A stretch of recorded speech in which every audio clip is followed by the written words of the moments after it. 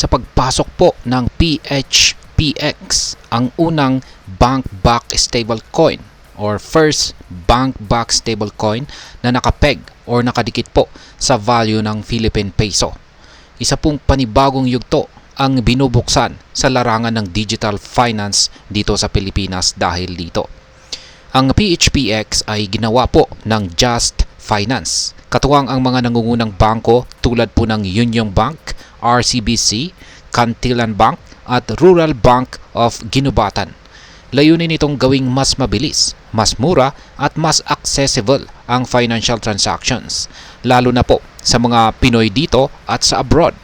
Kaya sa video na ito, atin pong pag-uusapan kung paano mababago ng PHPX ang ating paghawak ng pera at pag-invest sa mga digital assets. Pero bago po tayo magpatuloy, ay nais ko lamang po munang bigyang linaw ang aking disclaimer kung saan ang nilalaman po ng video na ito ay hindi po ito isang financial advice. For education and information purposes lamang po ang layunin nito. Ano nga ba ang PHPX at paano ito naiiba sa ibang mga cryptocurrencies? Ang PHPX ay isa po itong ori ng stablecoin na nakapeg po sa Philippine peso. Ibig sabihin, ang halaga nito ay nakadikit sa value ng peso. Kung pag sinabi po nating ang 1 PHPX ay ang equivalent po niyan ay 1 peso or 1 Philippine peso. Yan, iba ito sa ibang cryptocurrencies tulad po ng Bitcoin dahil hindi ito nagbabago o hindi po pabago-bago ang presyo nito. Stable po ang value ng PHPX na parang isang digital version ng pisong hawak natin. Ngunit ang kakaiba rito ay ito po ay bank-back or suportado po ng mga regulated banks at asset managers dito sa Pilipinas. Ibig sabihin ay may totoong pondo o reserves na nakalaan para siguraduhin na secure ang bawat PHPX na inilalabas. Sa ngayon ay inidistribute lang ang PHPX sa pamamagitan po ng licensed banks. Ayan, kaya't mas mataas ang level ng security kumpara sa ibang digital assets. Ang pagkakaroon po ng bank backing ay nakakatulong na mas mapagkakatiwalaan ang PHPX lalo na't ito ay sumusunod sa mga ethical standards at saka regulatory requirements. Ngayon ay ano naman po ang mga benepisyo ng paggamit ng PHPX sa mga remittances at foreign exchange? Ang isa po sa mga pangunahing layunin ng PHPX ay ang pagpapabilis ng mga remittances o padala mula sa abroad papunta dito sa Pilipinas. Sa halip po na dumanas ng mga mahal at mabagal na proseso sa traditional na remittance channels, maaari na pong gumamit ng PHPX kung saan ay mas mabilis at mura. Ibig sabihin ay hindi na kailangan pong magbayad ng malalaking fees para makapagpadala ng pera at mas mabilis ang pagdating nito sa mga pamilya dito sa Pinas.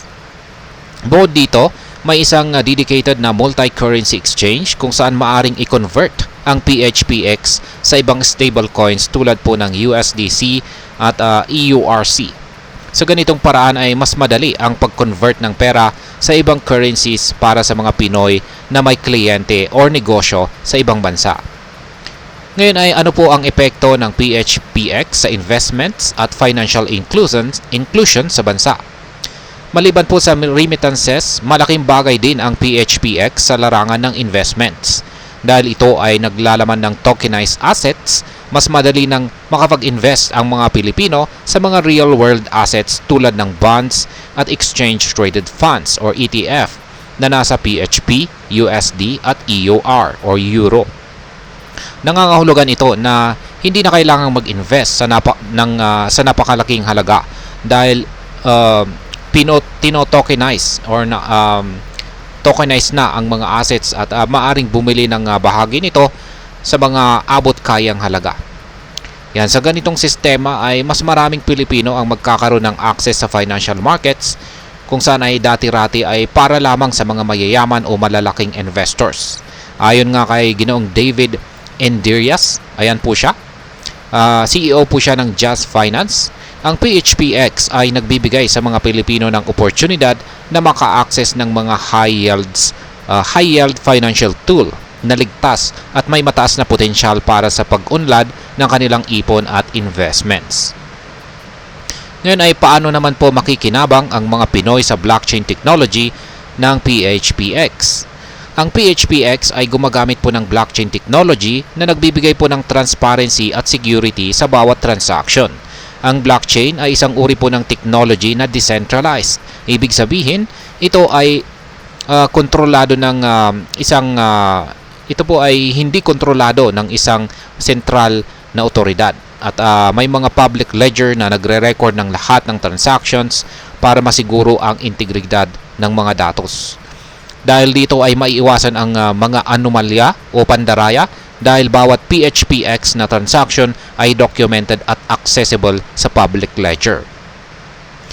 Ngayon ay ano naman po ang epekto nito, epekto ng PHPX para sa atin bilang mga Pinoy crypto traders at investors.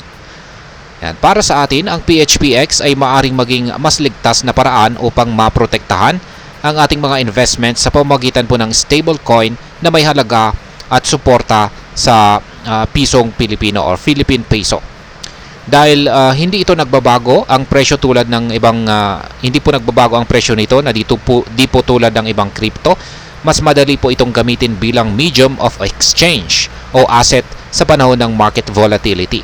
Bukod pa rito ay maaari itong gamitin bilang gateway sa international markets dahil sa kakayahan ng PHPX na makipag-transact sa iba't ibang stablecoins sa buong mundo.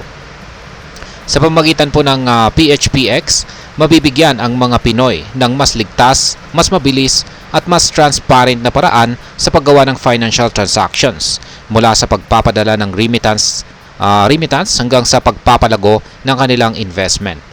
Lalo po itong kapaki-pakinabang sa mga walang sapat na access sa traditional banking dahil maaari silang gumamit ng PHPX bilang digital version ng pisong ginagamit sa pang-araw-araw. Ngayon ay ano naman po ang aking masasabi tungkol dito?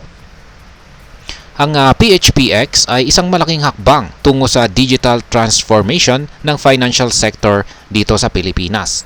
Ito po ay isang positibong initiative na naglalayong isama ang mas maraming Pilipino sa digital economy sa pamamagitan po ng ligtas at regulated na paraan.